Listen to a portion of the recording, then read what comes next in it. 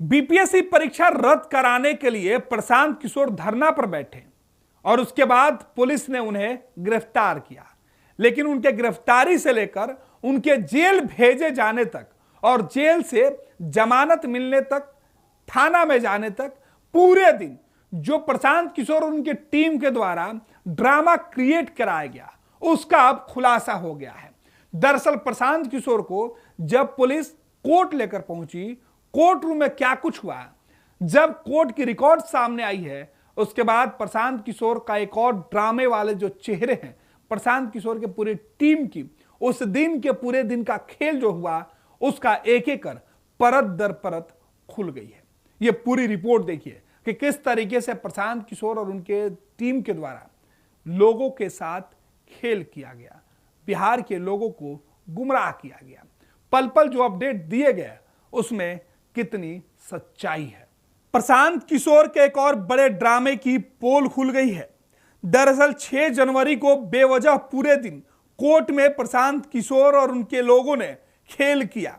अदालत के रिकॉर्ड से अब जो कलई खुली है उसके बाद हर कोई हैरान हो गया है यह जानकर कि क्या पीके सच में पूरे दिन बीपीएससी अभ्यर्थियों के नाम पर ड्रामा करते रहे।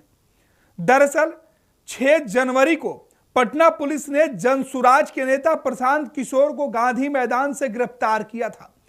पुलिस ने बाद में प्रशांत किशोर को कोर्ट में पेश किया और पटना की जिला अदालत ने प्रशांत किशोर और उनके समर्थकों का दिन भर भारी ड्रामा चलता रहा। बार बार यह कहा जाता रहा कि कोर्ट ने प्रशांत किशोर को शर्त के साथ जमानत दिया है, जिसे पीके ने ठुकरा दिया है। बाद में कोर्ट ने अपनी शर्त वापस लिया और तब जाकर प्रशांत किशोर बेल लेने को तैयार हुए। लेकिन असली मामला कुछ और था जो अब सामने आया है। कोर्ट के रिकॉर्ड से प्रशांत किशोर की पोल खुल गई है। प्रशांत किशोर के मामले में 6 जनवरी को पटना की एसडीजेएम कोर्ट में क्या कुछ हुआ इसका रिकॉर्ड सामने आया है। यह रिकॉर्ड बता रहा है प्रशांत किशोर और उनके समर्थक बेल नहीं लेने और जेल जाने का दिन भर गलत ड्रामा करते रहे। कोर्ट में ऐसा कुछ नहीं हुआ था जिससे प्रशांत किशोर को जेल जाने की नौबत आती। कोर्ट ने ऐसा कुछ कहा भी नहीं था जिसे प्रशांत किशोर और उनके समर्थकों द्वारा मीडिया में बेवजह मुद्दा बनाकर पेश किया गया था। फर्स्ट बिहार के पास पटना के एसडीएम कोर्ट का पूरा रिकॉर्ड है जिसमें प्रशांत किशोर को पेश करने से लेकर उन्हें रिहा करने तक की प्रोसीडिंग दर्ज है। कोर्ट के रिकॉर्ड के मुताबिक पटना पुलिस ने 6 जनवरी को अरेस्ट मेमो, मेडिकल रिपोर्ट और केस डायरी के साथ प्रशांत किशोर को पेश किया था।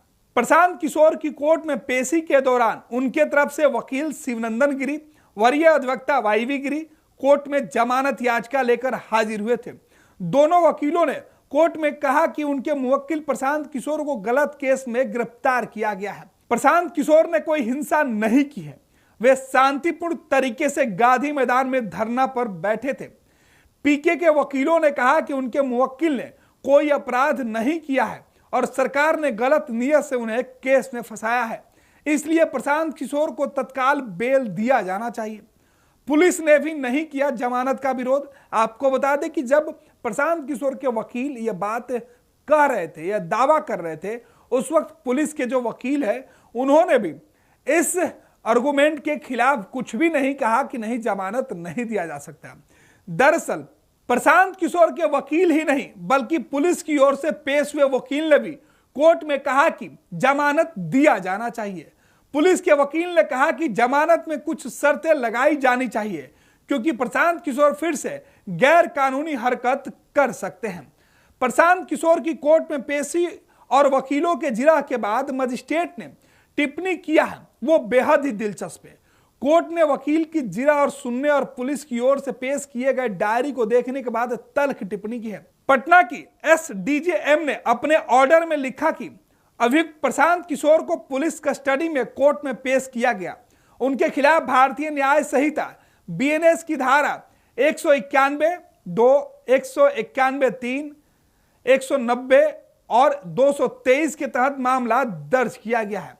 ये सभी धाराएं जमानती हैं और यह घोर आश्चर्य का मामला है कि पुलिस ने इसकी कोई जानकारी नहीं दी है कि ऐसी कौन सी परिस्थिति थी जिसके कारण जमानतीय मामलों में गिरफ्तार किए गए प्रशांत किशोर को कोर्ट में पेश किया गया।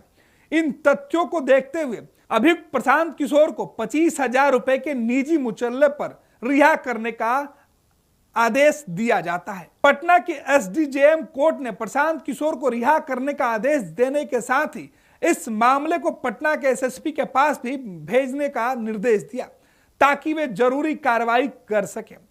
कोर्ट के पूरे रिकॉर्ड से यह स्पष्ट हो गया है कि प्रशांत किशोर को बिना किसी शर्त के रिहा करने का आदेश दिया गया था। कोर्ट ने ऐसा कोई आदेश नहीं दिया था जिसमें प्रशांत किशोर को यह बॉन्ड भरने को कहा जा रहा था कि वे भविष्य में ऐसी गलती नहीं करेंगे। कोर्ट ने पुलिस के ही रवैये पर सवाल उठाया है, लेकिन प्रशांत किशोर और उनकी टीम 6 जनवरी को पूरे दिन ये ड्रामा करती रही कि कोर्ट ने उन्हें इस शर्त के साथ जमानत दिया है वे बॉन्ड भर कर दे कि फिर से ऐसी गलती नहीं करेंगे। कोर्ट के ऑर्डर में इसका कोई जिक्र नहीं है।